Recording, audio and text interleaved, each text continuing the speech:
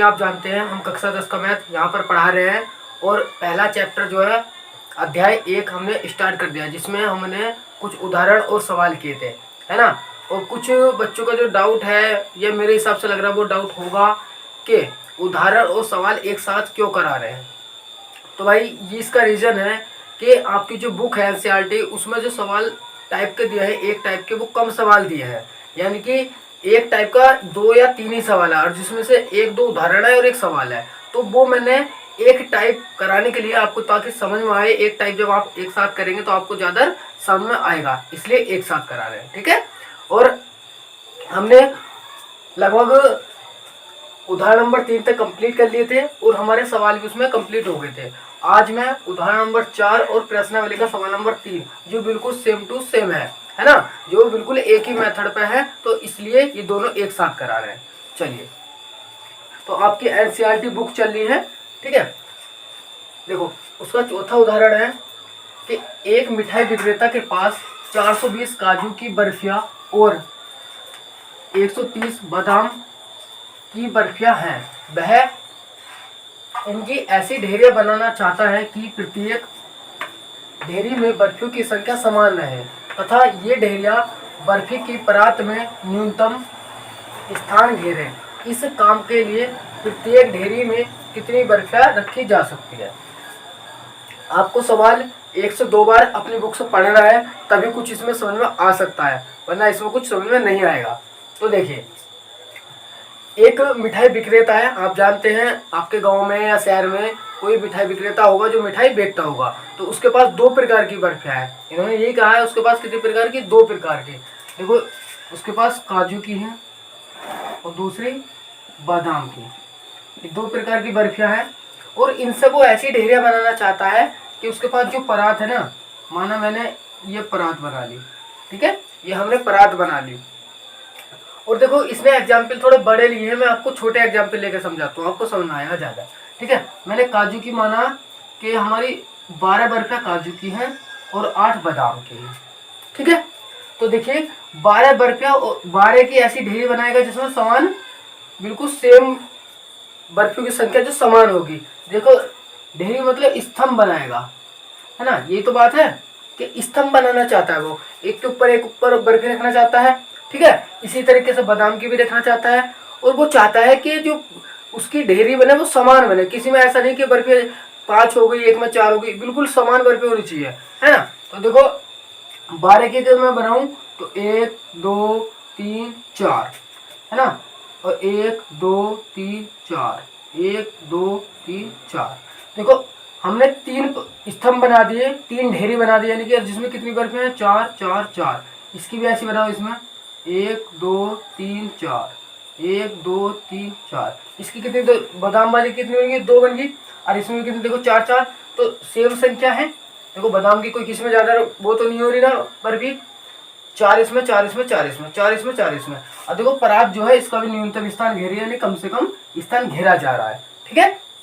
अगर आप देखो इसे और समझो, चाहे तो आप 2 2 की बनाते, 2 2 की, 2 2 की ढेरी बनाते, 2 2 4 2 6 2 4 2 5 2 6 12, ये बन गई इस 2 2 की। अब इस 8 की बनाएंगे तो 2 2 की बनेगी 1,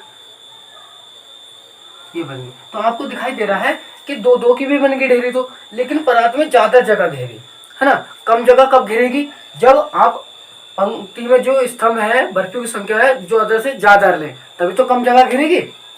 एक बार सवाल को स्पष्ट पढ़िए, ये तो मैंने इससे समझाया है ना, अब इसको अपने सवाल को पढ़िए। एक मिठाई विक्रेता के पास 420 काजू की कितनी बर्फियां, 420 की, और 130 बादाम की बर्फियां, वह इनकी ऐसी ढेरियां। अब हमें किसकी ढेरी बनानी है, 420 और 130 की, है ना।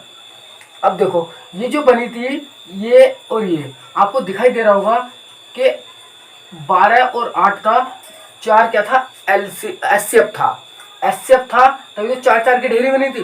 तो यानी कि इसने 8 का और 12 का एचसीएफ काला, यानी कि क्या काला, मैसे काला, और यही इसकी ढेरी बन गई, ठीक है। अब एक बात और देखो, स्पष्ट कर रही है कि इसकी ऐसी ढेरियां बनाना चाहता है कि प्रत्येक बर्फियों में संख्या समान रहे। ये ढेरियां बर्फी की परात में न्यूनतम, इसे देखो, न्यूनतम स्थान घेरे, क्या करें, न्यूनतम स्थान घेरे, कम से कम स्थान घेरे। अब एक बात बताओ, जो कम से कम स्थान घेरेगी, इसका मतलब वो परात में जब कम से कम स्थान घिरवा रहा है तो बर्फियों की संख्या तो ज्यादा होगी ना पंक्ति में, क्या होगी, अधिकतम, यानी कि बर्फियों की संख्या कितनी अधिकतम रख सकता है, एक पंक्ति में, एक स्तंभ में हम बर्फियों की संख्या कितनी रख सकते हैं, है ना, ज्यादा से ज्यादा रखेंगे तभी तो कम स्थान घिरेगा। तो अधिकतम, यहाँ से बात निकल कर आ रही है कि अधिकतम बर्फियों की संख्या निकाली कि एक स्तंभ में कितनी बर्फियां तुम जमा दोगे, इस तरीके से 1 2 3 4 5, 1 2 3 4 5, ऐसे कितनी पंक्तियां बना लोगे, है ना। तो चलिए, अगर देखो समझ में नहीं आता है इसके बाद भी, तो जब हम लैसे पढ़ेंगे वहां पर मैं स्पष्ट कर दूंगा कि इनमें कैसे काटना है, ठीक है। ज्यादातर अगर आपको अधिकतम मिलेगा ना तो आप उसका एचसीएफ ही काटेंगे, ठीक है, ज्यादातर तक की बात कर रहे हैं। और कहीं कहीं ऐसा भी होगा कि नहीं भी देगा अधिकतम तो भी आपको एचसीएफ काटना पड़ सकता है, ठीक है। जब एलसीएम करेंगे आपको स्पष्ट हो जाएगा। चलिए अब सवाल करते हैं, ठीक है, एचसीएफ कराता है तो इसका भी एचसीएफ ही करेगा। चलिए लिखेंगे उत्तर, प्रत्येक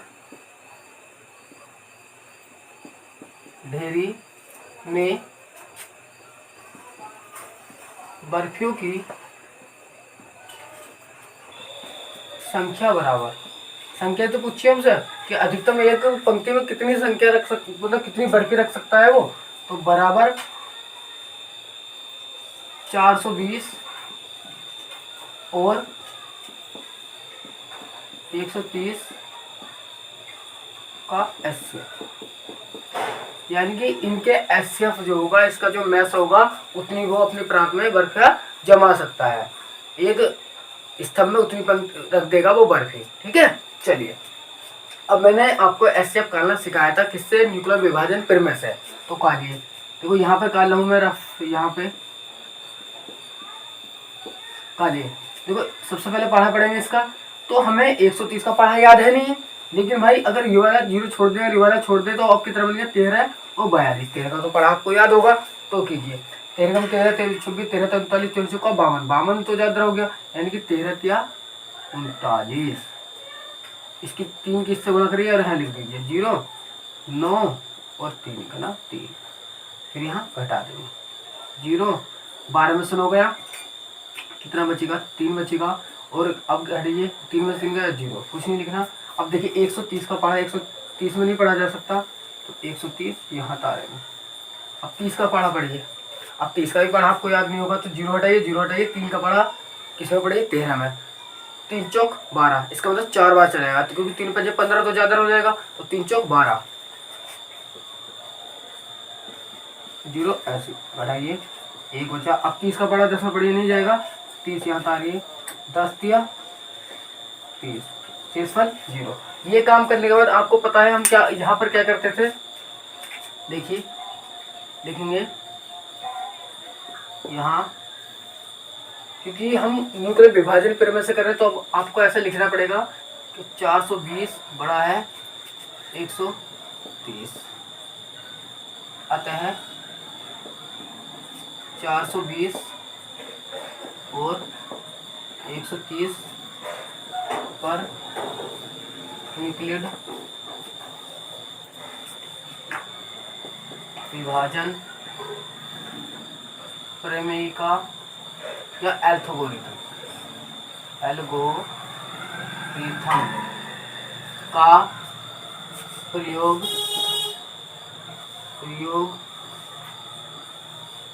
करने पर, ठीक है, इसका प्रयोग करेंगे और ये लिख दो, ये बराबर BQ प्लस R, और हमें पता है कि R हमेशा 0 से बड़ा होता है, बराबर होता है, और B हमेशा R से बड़ा होता है।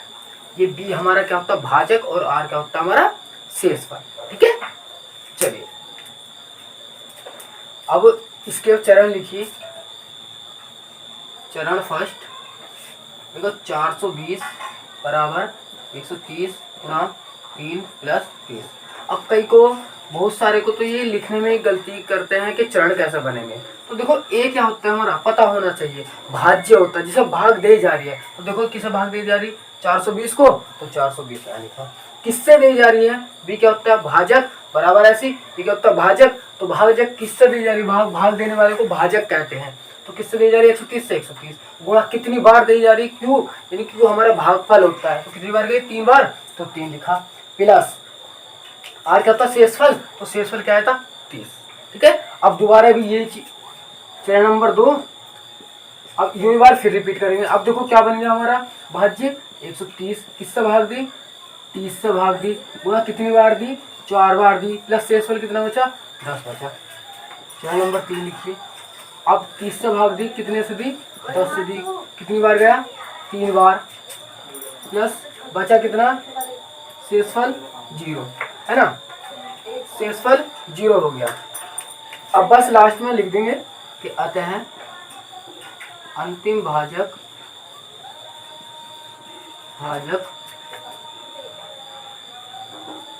यहाँ लिखेंगे शुरू में, अतः यहाँ शेषफल 0 प्राप्त हुआ। फिर लिखेंगे अतः अंतिम भाजक क्या है 10 है, तो 420 और 130 का HCF बराबर 10 होगा। तो बस लास्ट पंक्ति रहेगी हमारी, लास्ट पंक्ति में हम लिखेंगे तो बस क्या कर देंगे, प्रत्येक ढेरी में बर्फियों की संख्या बराबर 10, हमारा आंसर।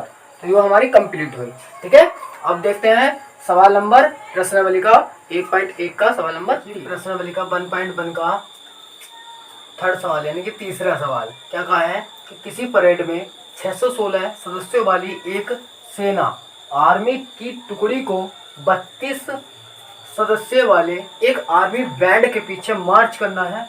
दोनों समूह को समान संख्या वाले स्तंभ में मार्च करना है। उन स्तंभों की अधिकतम संख्या क्या है जिसमें वे मार्च कर सकते हैं। ठीक है, आपको अगर बोर्ड पे नहीं दिखाई दे रहा है तो आप किताब से पढ़ लेंगे सवाल को। ठीक है, इस वाली बुक का एनसीईआरटी बुक जो यूपी में स्पेशल चल रही है यूपी के लिए, और प्रश्न 1.1 का तीसरा सवाल है। देखो ये वाला है ना, किसी परेड में। अब इसे समझिए, देखो इसे बेसिकली समझ आता हूँ मैं। एक आर्मी है और उसमें कितने सदस्य हैं 616, कितने 616। ठीक है, और आपको एक सेना दूसरी है टुकड़ी 32 सदस्य वाली बैंड, जिसे आपने देखा होगा जब कहीं पर परेड हो रही हो और जो आर्मी के सदस्य वे भी आर्मी है ये भी आर्मी है, लेकिन उनके पास एक बैंड होता है। ठीक है, जिससे वो बजाते हैं, परेड करते हैं बैंड। तो उन सदस्यों के पीछे मार्च करना है हमें 616 अपनी सदस्य की टुकड़ी को, जिसमें सेना के आर्मी के जवान है और वे भी आर्मी के लेकिन वे बैंड के साथ है। ठीक है, तो देखिए इसे भी मैं जैसा पिछला बताया था इसे भी मैं छोटे में बताऊंगा। देखो मान लो मेरे पास जो आर्मी के जवान हैं वे 12 हैं। ठीक है, और जो बैंड वाले हैं वे कुल 8 हैं। ठीक है, ये 12 है या 8 है, बड़े में नहीं ले रहे हैं हम, छोटे में ले रहे हैं। तो देखो हमें अब इस 8 के, इन्होंने यही कहा कि 32 सदस्यों वाली आर्मी के बैंड के पीछे मार्च करना है ना। तो मुझे इसके ऐसे जोड़े मिलाने हैं कि इसके पीछे समान संख्या होनी चाहिए।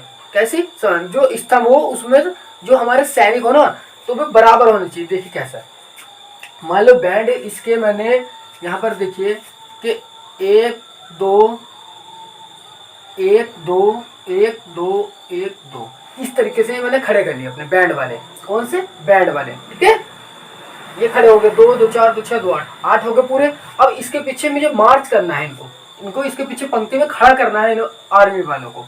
ठीक है, तो कैसे खड़े करूं, चलिए कैसे खड़े करें। देखिए मान लो मैंने यहाँ पर इन वालों को मैं छोटे से कर रहा हूँ है ना, 1 2 3 1 2 3 1 2 3 1 2 3। देखो 3 3 6 3 3 9 3 4 12 पूरे हो गए। और देखो प्रत्येक पंक्ति में हमारे जो सैनिक है वे बराबर है। देखो 1 2 3 4 5, 1 2 3 4 5, 1 2 3 4 5, 1 2 3 4 5। तो हम इन सदस्यों की क्या बना सकते हैं कि 5 पंक्ति, और भी हो सकता है, अभी मुझे नहीं पता है, मैंने एक एग्जाम्पल लिया है, क्या पता ये और भी 4-4 के खड़े कर सकता है, वो है ना, 4-4 के खड़े कर सकता है, 1 करके खड़े कर सकता है, हमें नहीं पता है ना। तो अधिकतम मतलब उसने यही पूछा था अधिकतम संख्या क्या है, ऐसी पंक्तियों की अधिकतम संख्या क्या हो सकती है ना, तो वो बतानी है। तो बताइए, जैसे मान लो अभी इसका और इसका जो एचसीएफ होगा वो 4 होगा, आपको पता है, आप निकाल देंगे। एचसीएफ 4 होगा।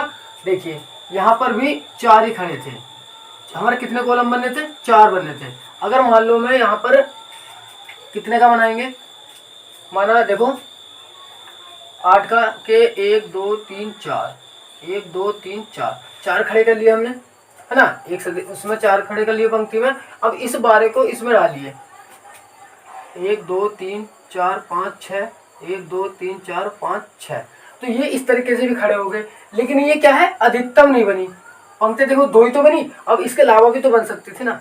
उसने यही कहा था, क्या कहा था, अधिकतम संख्या बतानी है, कितनी बतानी है, अधिकतम बतानी है। तो इसके अलावा, और इसके अलावा देखो 2-2 के खड़े करे मैंने, इसके अलावा और नहीं होंगे कि और पंक्तियां बन जाए, तो क्या होगी, ये 4 ही पंक्तियां होंगी। ठीक है, तो हमने अब 4 क्या है, एचसीएफ है, 4 पंक्तियां यानी एचसीएफ है। इसी तरीके से देखो, अगर ये 100% नहीं है कि आपको अधिकतम दिखाई दे और आप एचसीएफ काट दो, ये कहीं हद तक सही चल जाता है कि आपको जहां जहां देखो अधिकतम संख्या निकालनी है तो क्या करना है, आपको एचसीएफ निकालना है, ये कह देते हैं।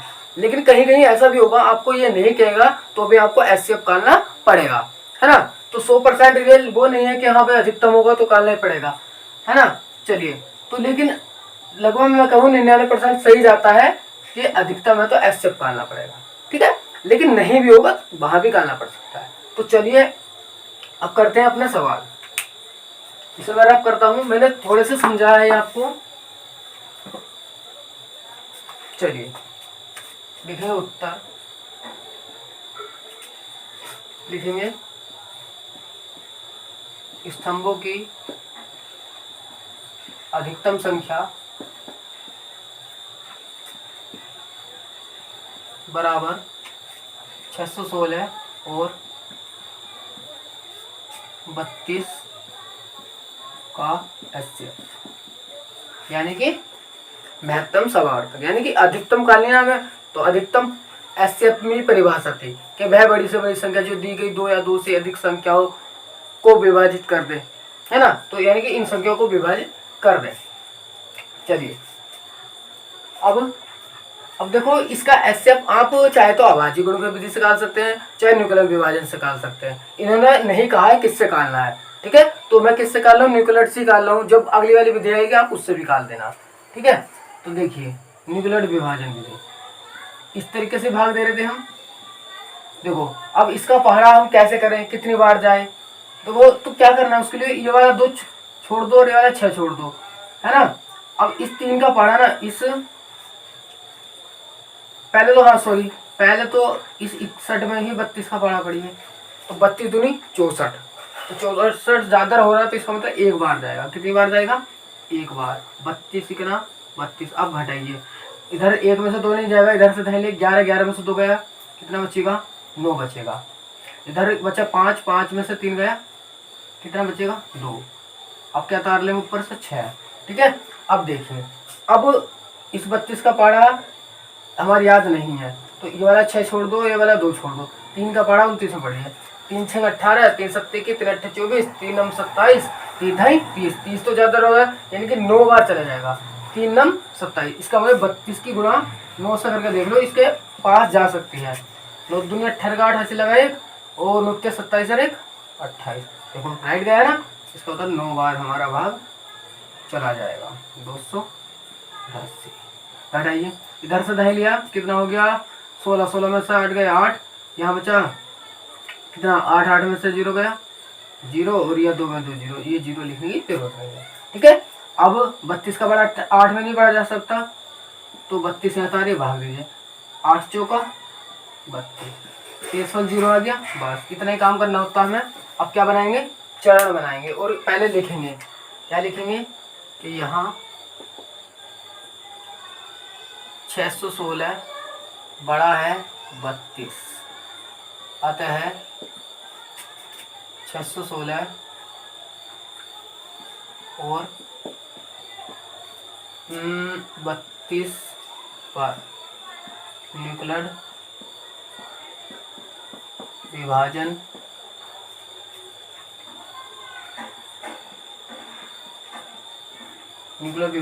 एल्गोरिथम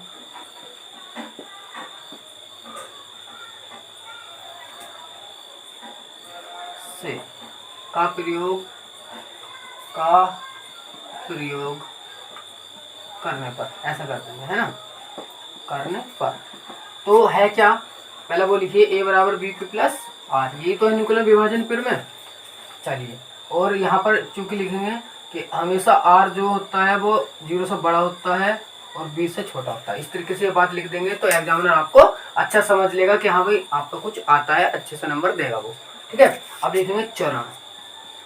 चरण फर्स्ट, देखो ये क्या है हमारा भाज्य, तो भाज्य क्या है 616, बी क्या भाजक, भाजक मतलब भाग किससे दिया आपने 32 से, और क्यों क्या है भाग पर कितना गया 19 बार, प्लस शेषफल आर क्या है शेषफल, तो बचा कितना था 8।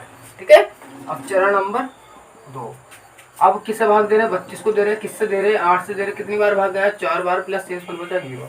इतना काम कर दिया आपने, बिल्कुल राइट। बस अब क्या लिखेंगे, यहाँ लिखेंगे अतः यहाँ शेषफल 0 प्राप्त हो गया है, अतः अंतिम भाजक कितना है 8 है, तो 616 व 32 का HCF बराबर 8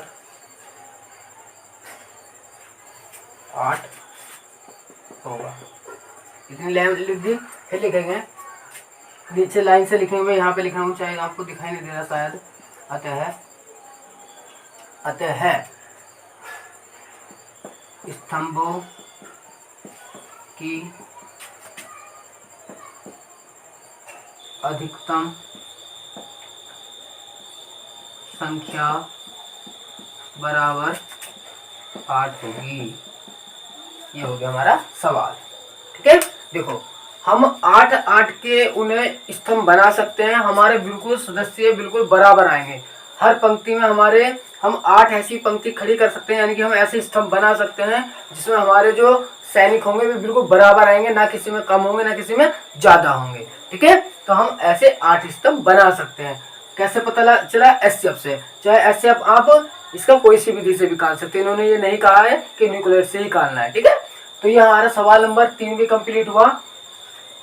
पार्ट जो 4 है, मतलब वीडियो का पार्ट 4 है ना, अध्याय हमारा 1 है वास्तविक संख्या है, तो वीडियो का 4 है, ये इसमें इतना ही। और अगले पार्ट में हम इससे अगला करेंगे, यानी कि सवाल नंबर 4 और 5 बिल्कुल उन्हें दोनों को अच्छे से कराएंगे हम।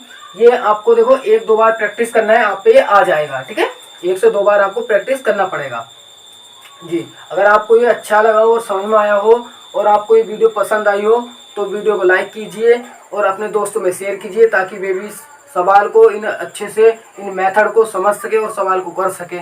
ठीक है, और चैनल को हमारे सब्सक्राइब कर लीजिए ताकि हमारी वीडियो सबसे पहले आपके पास पहुंचे और आप अपनी तैयारी अच्छे से कर सकें।